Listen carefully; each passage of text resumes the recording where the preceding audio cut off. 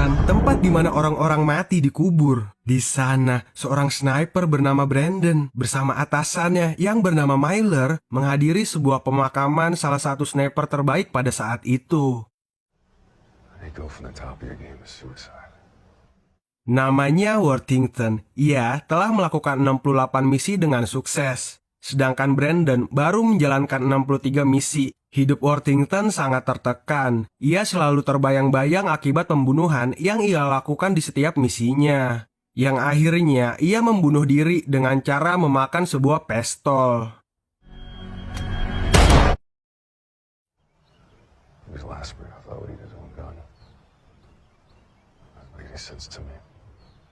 Brandon bercerita kepada atasannya kalau ia takut menderita hal yang sama seperti Worthington. Yang kemudian Brandon langsung diberikan sebuah tugas untuk menangkap seorang gembong narkoba di Bogota, Kolombia. There's a car parked right over there. There's a jet waiting for that car. Now where? Bogota, Colombia.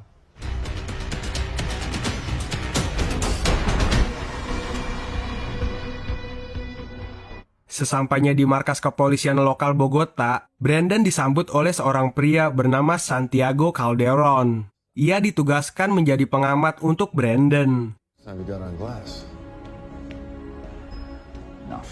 Di ruang rapat, Brandon bertemu seorang pak tua. Ia adalah sersan ahli senjata, pemimpin misi penangkapan gembong narkoba. Yang tak lain adalah bapaknya Brandon. I was in Costa Rica fishing for Dorado and the phone rang, so I bet you thought you'd never see me again, huh? Well, one never knows with you.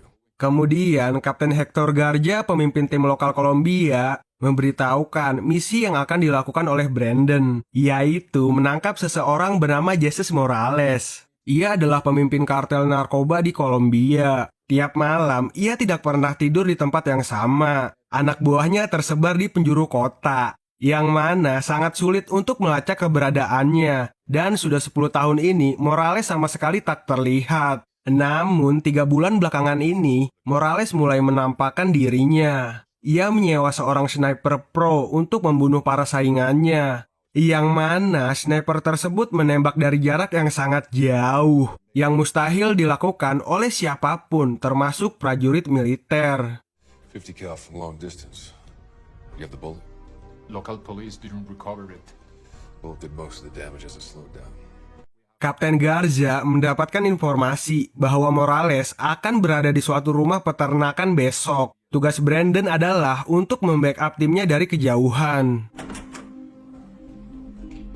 You're late. Dan tiba-tiba saja datang seorang wanita bernama Kate Estrada yang langsung ngebacot.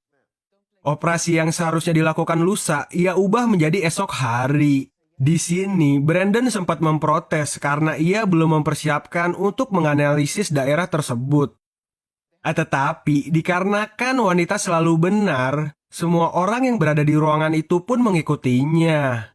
We're gonna put him behind bars or in the ground tomorrow. Well, that's what we've got. This is our first legitimate shot at him. We need to move on Morales tomorrow. Walk with me.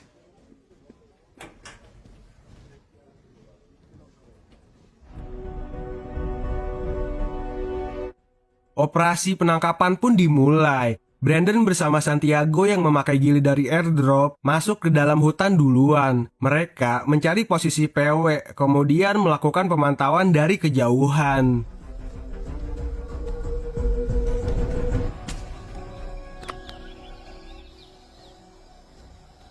Target indicators.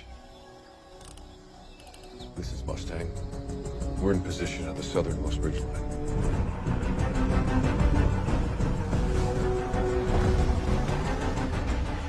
Sementara Kapten Garza bersama Estrada yang datang belakangan mulai memasuki hutan untuk mendekati rumah sasaran.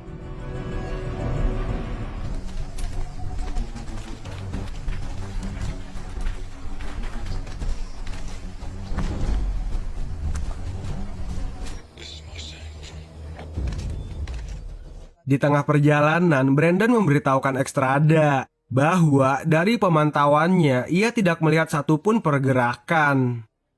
Tetapi Estrada bersikeras untuk melanjutkan operasinya masuk ke dalam rumah.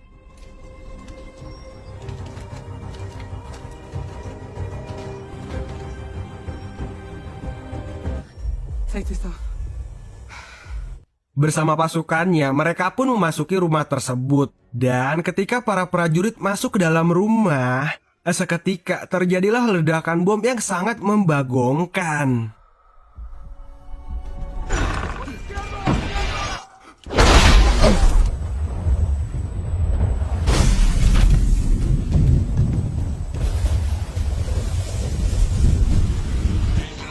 What is your status?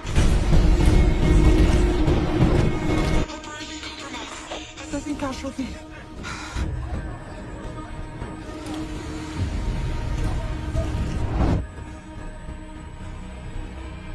Dari kejauhan, sniper musuh menembak Kapten Garja persis pada kakinya.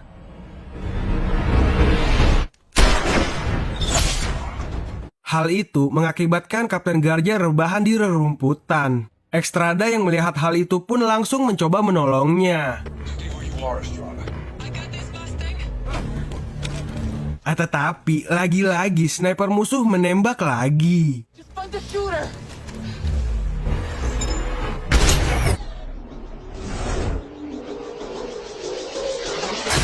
Wajah sang Kapten Garja pun langsung menjadi perekedel. Akhirnya, Brandon mengetahui posisi sniper musuh berada. Dari jarak 700 meteran, Brandon menembakkan pelurunya. Pelurunya meleset dan sniper musuh pun kabur begitu saja.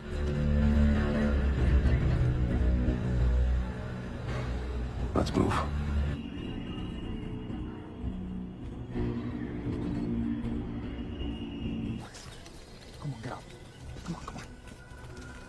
Lanjut di tempat ruang meeting. Di sana, Brandon bilang kalau target sasaran sniper musuh adalah Ekstrada. Tetapi ia beruntung karena terhalang oleh kepalanya Kapten Garza. Bapaknya juga bilang kalau operasi kemarin itu adalah perangkap. Ada seorang mata-mata di kepolisian. Dan sniper yang menembak Kapten Garza seperti pakai cheat. 2 shots, 2 hits, and then he was gone. Kemudian seorang agen khusus kepolisian bernama John Samson menyuruh Ekstrada untuk menghentikan misinya.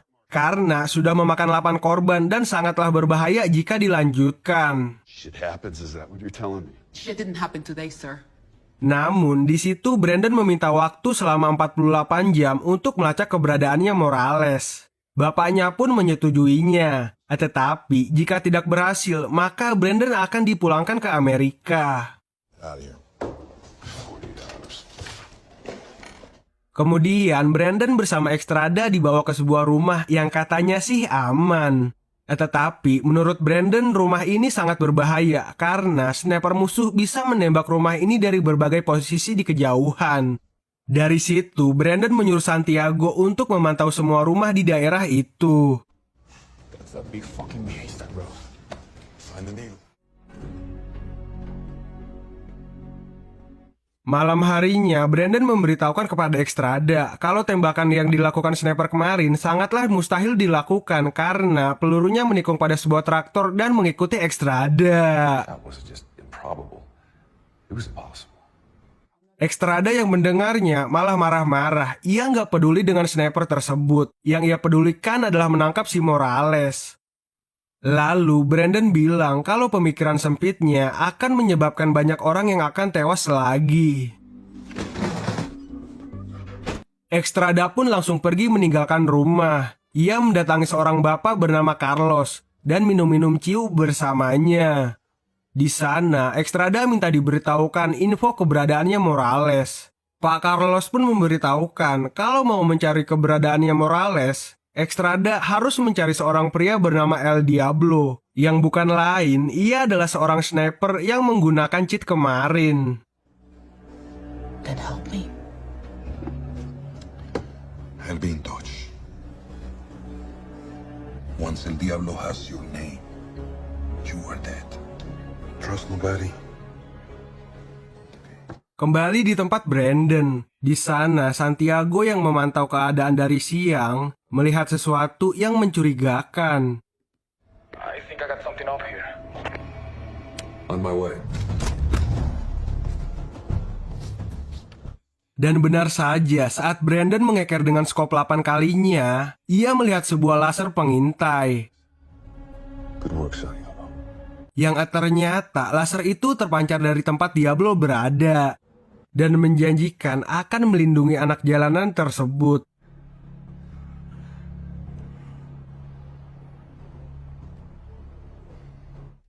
Tak lama kemudian, Morales pun digerebek di sebuah hotel melati. Dan cerita pun belum tamat, karena penjahat yang sebenarnya belumlah tertangkap. What does El Diablo work for? I'll talk when I have a deal. Samson mengatakan kalau Morales akan dibawa untuk sidang di pengadilan federal Miami. Brandon yang mendengarnya mengetahui kalau Diablo tidak akan membiarkan Morales hidup karena ia mengetahui semua rahasia kejahatan. I'll see you two in Miami. Lanjut di Bandara Internasional Miami. Dengan mudahnya, Diablo berhasil melewati pemeriksaan paspor. Diablo langsung mengambil sebuah mobil. Yang di bagasinya sudah disiapkan sebuah senjata yang sangat canggih. Lalu ia pergi ke suatu tempat untuk bersiap-siap melakukan aksinya.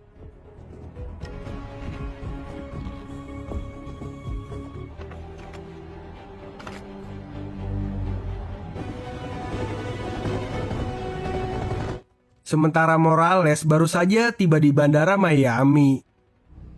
Hearing is at 1400. That gives El Diablo time. Looking like a true Marine. Miller! Brandon bersama yang lainnya menyusun sebuah rencana untuk menangkap Diablo dan meloloskan Morales sampai ke tempat sidang. Kemudian Brandon diberikan peluru canggih zaman now teknologi terbaru oleh Miller, yang mana peluru itu bisa meleduk persis di dekat sasaran. Bullet talks to target. Target talks to God. 12:30. Time to move. Rencana pun dijalankan. Kepala Morales ditutup menggunakan karung goni. Ia dimasukkan ke dalam mobil yang nantinya mobil itu akan berjalan konvoi dengan mobil lainnya. Sementara Brandon bersiap-siap di sebuah tempat untuk melakukan pengintaian. Di sana, Brandon memberitahukan kepada Samson kalau sebenarnya mobil yang konvoi adalah sebuah umpan. Sedangkan Morales diangkut menggunakan sebuah mobil box. Well, heads up next time would be better. It is. It's at the roof.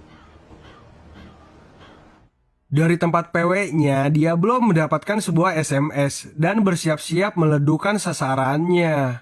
Para anak jalanan yang menjadi anak buah Morales juga bersiap-siap di jalanan. Rolling Thunder. Go. Copy, Romeo Tango. Copy that. Rolling Thunder on the move.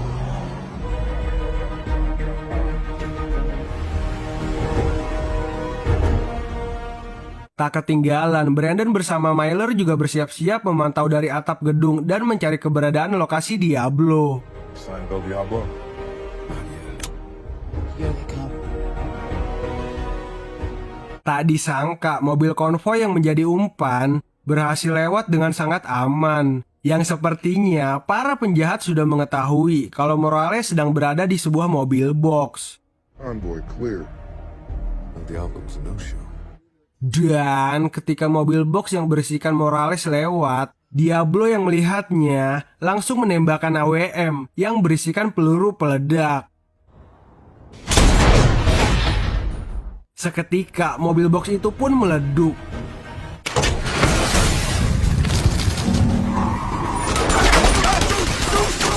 Para anak jalanan satu persatu ditembak oleh Miller.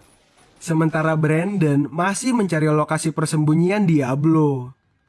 Diablo yang ingin meyakinkan kalau Morales benar-benar maut itu pun menembak mobil boxnya lagi.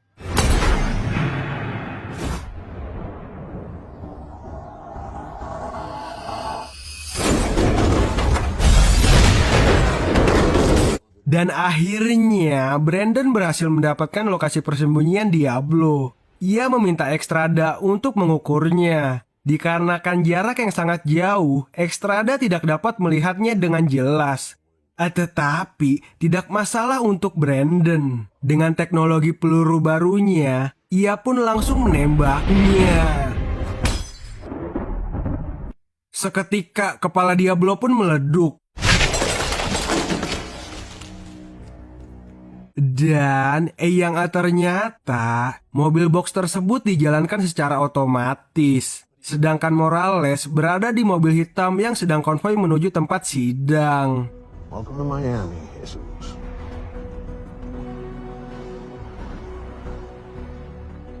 Yang mana Brandon bersama yang lainnya sudah mengetahui kalau mata-mata di dalam agen keamanan nasional adalah si Samson.